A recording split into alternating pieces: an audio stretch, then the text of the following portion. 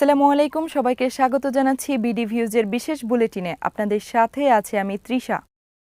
যুক্তরাষ্ট্রের পররাষ্ট্রমন্ত্রী Marco Rubio ফিলিপাইনের ম্যানিলায় অনুষ্ঠিত আসিয়ান সম্মেলনের ফাঁকে সাংবাদিকদের বলেন, ইরান এখন একটি চুক্তির জন্য অনুরোধ করছে এবং তাদের বাস্তবতা উপলব্ধি করা উচিত। তার এই মন্তব্য এমন সময় এসেছে যখন ওয়াশিংটন ও তেহরানের মধ্যে সামরিক ও কূটনৈতিক উত্তেজনা নতুন উচ্চতায় পৌঁছেছে। এদিকে যুক্তরাষ্ট্র টানা ১২তম রাতের মতো ইরানের বিভিন্ন লক্ষ্যবস্তুতে বিমান হামলা চালিয়েছে বলে দাবি করা হয়েছে।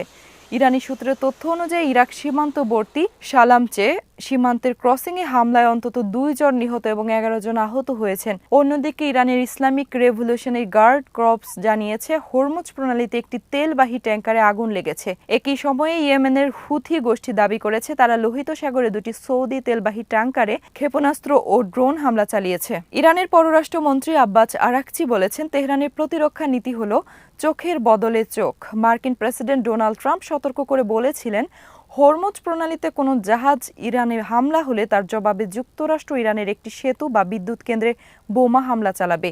এদিকে যুক্তরাষ্ট্র ও সৌদি আরবের মধ্যে একটি ঐতিহাসিক বেসামরিক পারমাণবিক সহযোগিতা চুক্তি হয়েছে। এই চুক্তির আওতায় সৌদি আরব ভবিষ্যতে বেসামরিক উদ্দেশ্য ইউরেনিয়াম সমৃদ্ধকরণ সক্ষমতা অর্জনের সুযোগ পেতে পারে।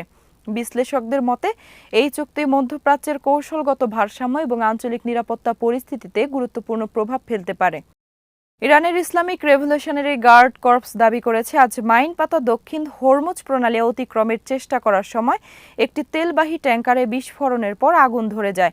একই সময়ে আরও দুটি ট্যাঙ্কার দ্রুত দিক পরিবর্তন করে ফিরে যায়। আইআরজিসির ভাষ্য, হরমুজ প্রণালী এখনও সম্পূর্ণভাবে বন্ধ রয়েছে এবং এটি ইরানের নিয়ন্ত্রণে আছে। আইআরজিসি নৌবাহিনীর বিবৃতিতে বলা হয়, শিশু হত্যাকারী মার্কিন বাহিনী ৩টি তেলবাহী জাহাজকে এই পথ ব্যবহার করতে উৎসাহিত করেছিল। এর মধ্যে একটি জাহাজে বিস্ফোরণ ও ব্যাপক অগ্নিকাণ্ডের ঘটনা ঘটে, আর বাকি দুটি জাহাজ সঙ্গে সঙ্গে ফিরে যায়। তবে ক্ষতিগ্রস্ত জাহাজটির পরিচয়, ক্রুদের অবস্থা বা ক্ষয়ক্ষতির পরিমাণ সম্পর্কে কোনো বিস্তারিত তথ্য প্রকাশ করা হয়নি। বিবৃতিতে আরও বলা হয়, যুক্তরাষ্ট্র এ অঞ্চলে উস্কানিমূলক কর্মকাণ্ড চালিয়ে গেলে হরমুজ প্রণালী বন্ধই থাকবে।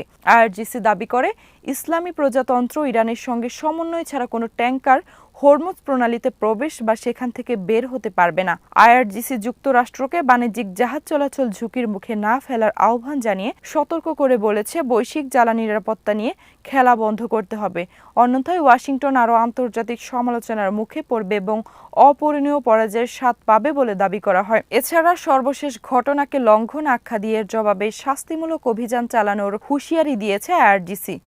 ইরানের প্রেসিডেন্ট মাসুদ পেজিশকিয়ান পাকিস্তানকে ইসলামী প্রজাতন্ত্র ইরানের বিশ্বস্ত অংশীদার ও ভ্রাতৃপ্রতিম দেশ হিসেবে উল্লেখ করে দুই দেশের সম্পর্ক আরও শক্তিশালী করার উপর গুরুত্বারোপ করেছেন। পাকিস্তানের নতুন রাষ্ট্রদূত ইমরান আহমেদ সিদ্দিকের পরিচয়পত্র গ্রহণ অনুষ্ঠানে তিনি বলেন, ইরান পাকিস্তান সম্পর্ক শুধু প্রতিবেশী রাষ্ট্রের মধ্যকার সম্পর্ক নয়, বরং এটি গভীর ঐতিহাসিক, সাংস্কৃতিক, ধর্মীয় এবং ভ্রাতৃত্বপূর্ণ বন্ধনের উপর প্রতিষ্ঠিত। প্রেসিডেন্ট পেজেশকিয়ান সাম্প্রতিক আঞ্চলিক পরিস্থিতিতে উত্তেজনা প্রশমনের পাকিস্তানের নেতৃত্বের ভূমিকায় প্রশংসা করেন। বিশেষ করে প্রধানমন্ত্রী শাহবাজ শরীফ এবং পাকিস্তানের শীর্ষ সামরিক কর্মকর্তাদের শান্তি ও আঞ্চলিক স্থিতিশীলতা প্রতিষ্ঠার প্রচেষ্টাকে তিনি ইতিবাচক হিসেবে উল্লেখ করেন। তেহরান ও ইসলামাবাদের চলমান পরামর্শ সমন্বয়কে ইরানের সরকার ও জনগণ অত্যন্ত মূল্যবান বলে তিনি মন্তব্য করেন। তবে তিনি বলেন, বর্তমান সহযোগিতার মাত্রা দুই দেশের প্রকৃত সম্ভাবনার সঙ্গে সামঞ্জস্যপূর্ণ নয়।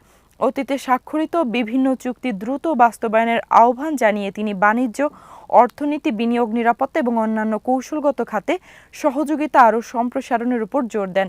জবাবে পাকিস্তানের রাষ্ট্রদূত ইমরান আহমেদ সিদ্দিকি বলেন, ইরান পাকিস্তান সম্পর্ক ঐতিহাসিক সংহতি ও পারস্পরিক সহযোগিতার একটি অনন্য উদাহরণ। কঠিন সময়ে দুই দেশের সবসময় একে অপরের পাশে দাঁড়িয়েছে বলেও তিনি উল্লেখ করেন।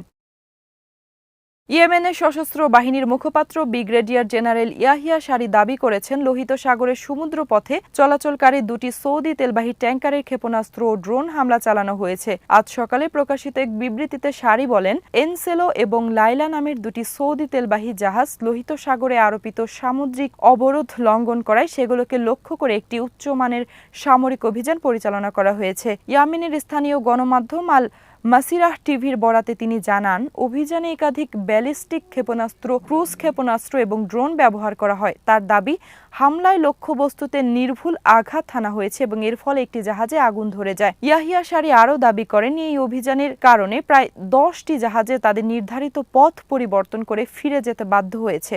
তিনি বলেন, চোখের বদলে চোখ নীতির অংশ হিসেবে সৌদি আরবের বিরুদ্ধে নৌ অভিযান অব্যাহত থাকবে। এছাড়া সৌদি আরবকে সতর্ক করে ইয়েমেনি বাহিনীর মুখপাত্র বলেন, যদি ইয়েমেনের বিরুদ্ধে নতুন কোনো সামরিক পদক্ষেপ বা আগ্রাসন চালানো হয়, তাহলে তার জবাবে সৌদি ভূখণ্ডের গভীরে আরও ব্যাপক সামরিক অভিযান পরিচালনা করা হবে। ইরানের সর্বোচ্চ সামরিক সমন্বয়কারী সংস্থা খাতাম আল আম্বিয়া সেন্ট্রাল হেডকোয়ার্টার্স যুক্তরাষ্ট্রের সম্ভাব্য হামলার হুমকির জবাবে কঠোর সতর্কবার্তা দিয়েছে। সংস্থাটি জানিয়েছে, ইরানের অবকাঠামোর ওপর কোনো ধরনের হামলা চালানো হলে অঞ্চল থেকে এক ফোঁটা তেলও রপ্তানি হতে দেওয়া হবে না। এক বিবৃতিতে খাতাম আল আম্বিয়া জানায়, যুক্তরাষ্ট্র যদি তাদের হুমকি বাস্তবায়ন করে, তাহলে ইরানের সশস্ত্র বাহিনী এই অঞ্চলের তেল রপ্তানি কার্যত বন্ধ করে দেওয়ার পদক্ষেপ নেবে। একই সঙ্গে তারা সতর্ক করে বলেছে, এ ধরনের পরিস্থিতিতে মধ্যপ্রাচ্যের তেল, গ্যাস, বিদ্যুৎ ও অন্যান্য গুরুত্বপূর্ণ অর্থনৈতিক অবকাঠামো হামলার লক্ষ্যবস্তুতে পরিণত হতে পারে। সংস্থাটি আরও দাবি করেছে, হরমুজ প্রণালী বর্তমানে বন্ধ রয়েছে এবং শুধুমাত্র ইরান নির্ধারিত রুট দিয়ে জাহাজ চলাচলের অনুমতি দেওয়া হচ্ছে। এদিকে যুক্তরাষ্ট্রের প্রেসিডেন্ট ডোনাল্ড ট্রাম্পের সাম্প্রতিক মন্তব্যের প্রতিক্রিয়ায় ইরানের পররাষ্ট্রমন্ত্রী সায়েদ আব্বাস আরাকচি বলেছেন, ইরানের প্রতিরক্ষা নীতি অত্যন্ত স্পষ্ট, চোখের বদলে চোখ। তিনি জোর দিয়ে বলেন, ইরানের অবকাঠামো সহ দেশের বিরুদ্ধে যে কোনো ধরনের সামরিক আগ্রাসনের জবাবে তেহরান দৃঢ়, শক্তিশালী ও নির্ধারিত প্রতিক্রিয়া জানাবে। আরাকচি আরও সতর্ক করে বলেন, ইরানের বিরুদ্ধে কোনো হামলায় প্রত্যক্ষ বা পরোক্ষভাবে সহযোগিতা করা কিংবা সমর্থন দেওয়া যে কোনো পক্ষকে বৈধ লক্ষ্যবস্তু হিসেবে বিবেচনা করা হবে। তিনি বলেন, ইরানের জাতীয় নিরাপত্তার বিরুদ্ধে যে কোনো হুমকির উপযুক্ত কঠোর জবাব দিতে দেশটি প্রস্তুত রয়েছে। এই বক্তব্যগুলোর মধ্য দিয়ে ইরান স্পষ্টভাবে জানিয়ে দিয়েছে যে দেশের কৌশলগত অবকাঠামোতে হামলা হলে শুধু সামরিক নয়, জ্বালানি ও আঞ্চলিক অর্থনৈতিক ক্ষেত্রেও এর ব্যাপক প্রতিক্রিয়া দেখা দিতে পারে। প্রিয় দর্শক, যুক্তরাষ্ট্র ইরান যুদ্ধ নিয়ে আরও সর্বশেষ সংবাদ এবং বিশ্লেষণ থাকছে আমাদের সন্ধ্যার বুলেটিনে। আজ এখানেই শেষ করছি। সবাই ভালো থাকুন, সুস্থ থাকুন আর নিরাপদে থাকুন। ভালো লাগলে চ্যানেলটি সাবস্ক্রাইব করুন। আল্লাহ হাফেজ।